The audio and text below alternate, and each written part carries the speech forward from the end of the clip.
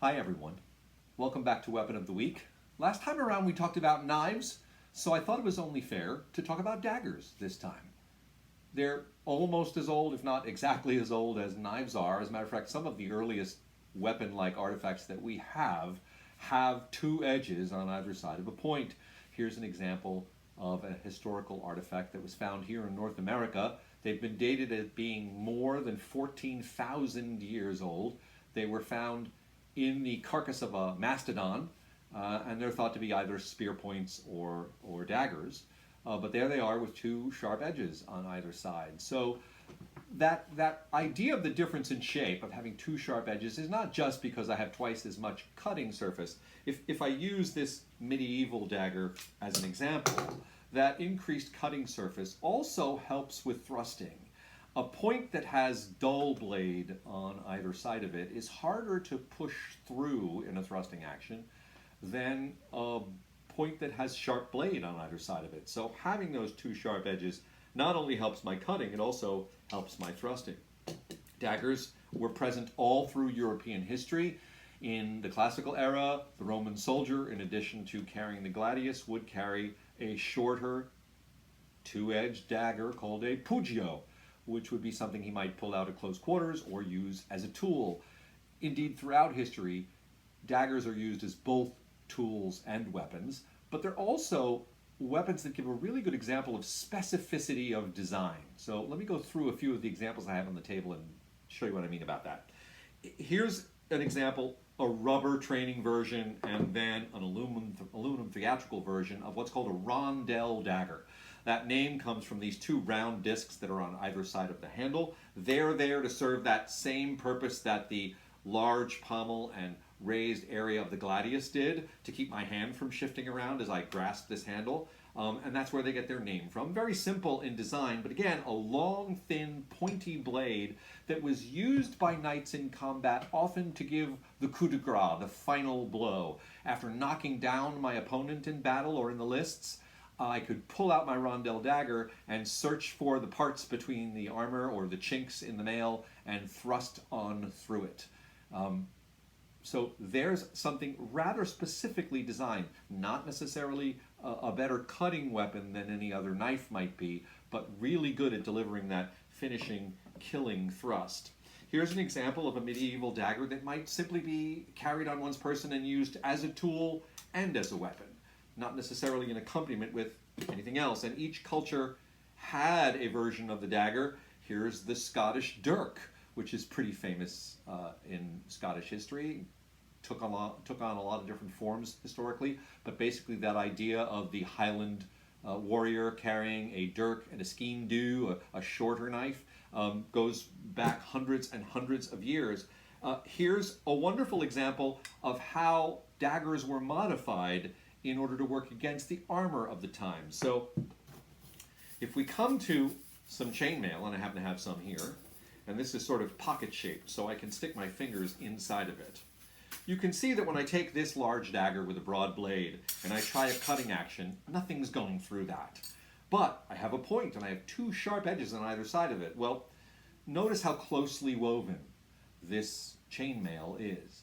In addition, I wouldn't just be wearing this mail on my person. I would be wearing underneath it perhaps a thin leather layer, and then also layers and layers of fabric, probably very tightly compressed wool, which would give a great deal of resistance to knife points and dagger points. So even if I took this dagger and tried to push it in, first of all, I've separated my fingers and I'm trying to push it through, it won't make it all the way through this chainmail. And whatever of the point does is going to be met with that leather and that wool. So I was promising you to show you what this dagger was all about. Here's a stiletto. This is an Italian invention, but something like this existed in most European cultures.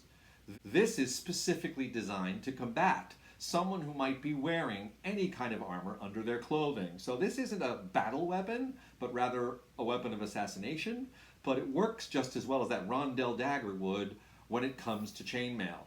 Remember what I just did with that dagger I just had in my hand? This has gone all the way through my fingers because this mail isn't fine enough to prevent this really skinny blade from going through it. So if the assassin wants you dead, they're going to choose this in case you might be wearing some chainmail. So that's pretty good, pretty cool. You're somewhat familiar with these. This is an example of a parrying dagger. These were specifically designed not just to be carried on one's person as a tool or a sidearm, but to be used in accompaniment with a rapier. They're longer to provide defensive action. They have the two edges that can be used for thrusting and cutting, and they usually have a wider protection for my hand because I'm preparing for the fact that someone's going to be cutting and thrusting at me with a rapier. But even parrying daggers came in rather unique shapes. Here's an example of something called, colloquially, a sword breaker.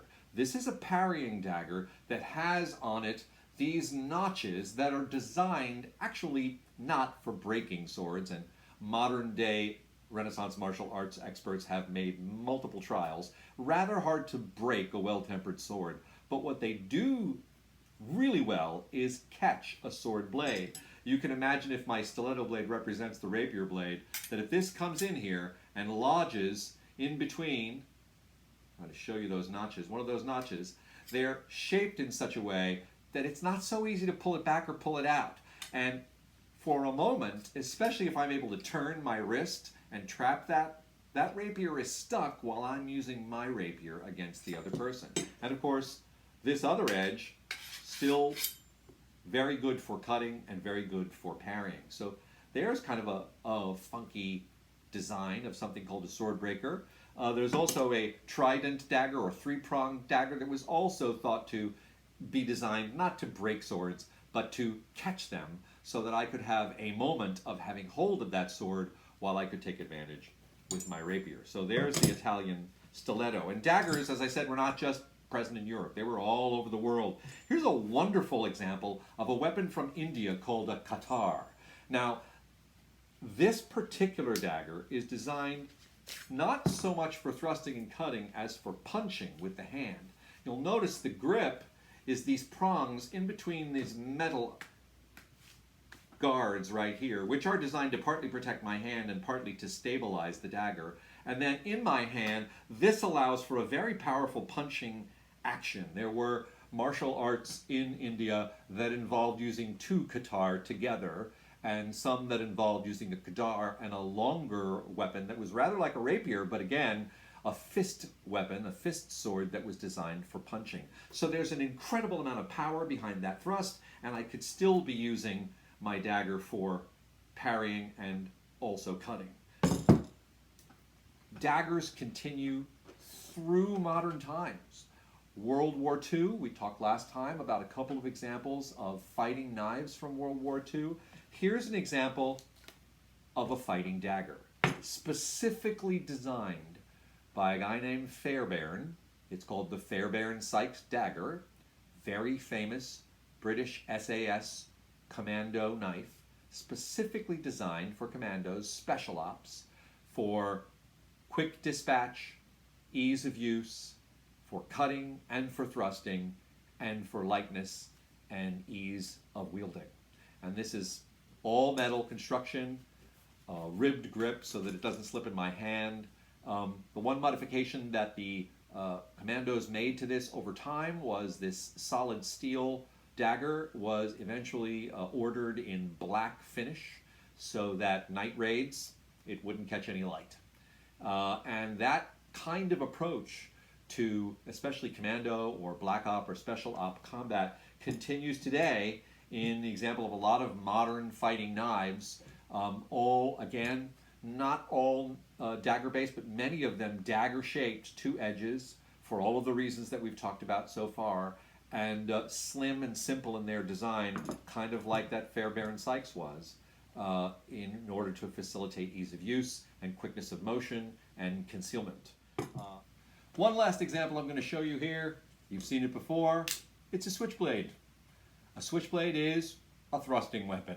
And indeed, if you look closely at a lot of switchblades, two sharp edges, so they're daggers, right? Again, designed for close quarter fighting and designed for penetration. So definitely a modern example of a fighting dagger. So that was a quick trip through the armory's versions of some daggers. Thanks so much. We'll see you next time. Stay tuned.